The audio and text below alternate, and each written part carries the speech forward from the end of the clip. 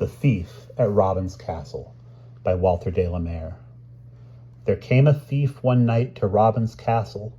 He climbed up into a tree, and sitting with his head among the branches, a wondrous sight did see. For there was Robin supping at his table with candles of pure wax, his dame and his two beauteous little children, with velvet on their backs. Platters for each there were shining of silver many a pound, and all of beaten gold 3 brimming goblets standing the table round. The smell that rose up richly from the baked meats came thinning amid the boughs, and much that greedy thief who snuffed the night air his hunger did arouse. He watched them eating, drinking, laughing, talking, busy with finger and spoon, while 3 most cunning fiddlers, clad in crimson, played them a supper tune. And he waited in the treetop like a starling till the moon was gotten low. When all the windows and the walls were darkened, he softly in did go. There Robin and his dame in bed were sleeping, and his children young and fair. Only Robin's hounds from their warm kennels yelped as he climbed the stair. All were sleeping, page and fiddler, cook, scullion, free from care. Only Robin's stallions from their stables neighed as he climbed the stair.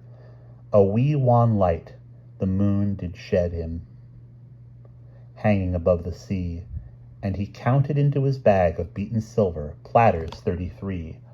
Of spoons 60, of jolly golden goblets he stowed in 4 save 1, and 6 fine 3-branched Cupid candlesticks before his work was done. 9 bulging bags of money in a cupboard, 2 snuffers and a dish.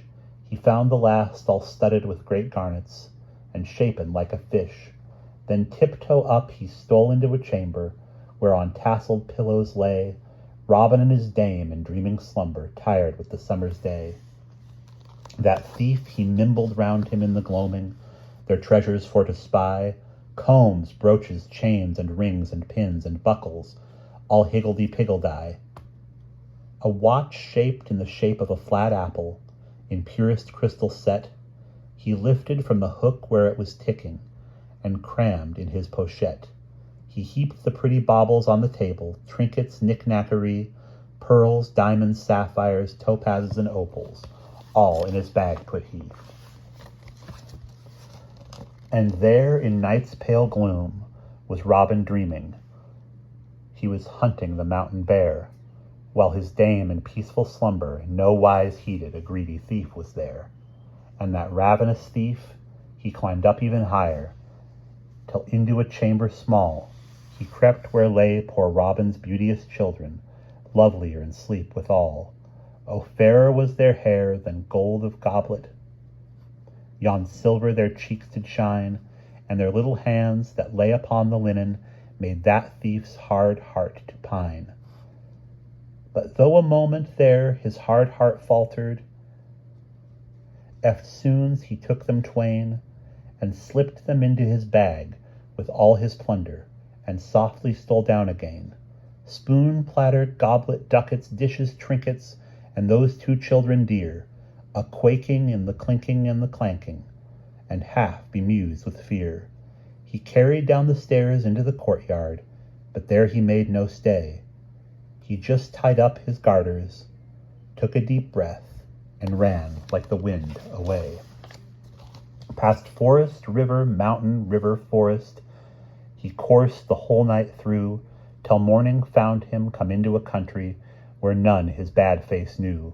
Past mountain, river, forest, river, mountain, that thief's lean shanks sped on, till evening found him knocking at a dark horse, his breath now well nigh gone. There came a little maid, and asked his business. A cobbler dwelt within, and though she much misliked the bag he carried, she led the bad man in. He bargained with the cobbler for a lodging, and softly laid down his sack, in the dead of night, with none to spy or listen, from off his weary back. And he taught the little chicks to call him father, and he sold his stolen pelf, and bought a palace, horses, slaves, and peacocks, to ease his wicked self. And though the children ne'er really loved him, he was rich past all belief, while Robin and his dame, or Delph and Pewter, spent all their days in grief.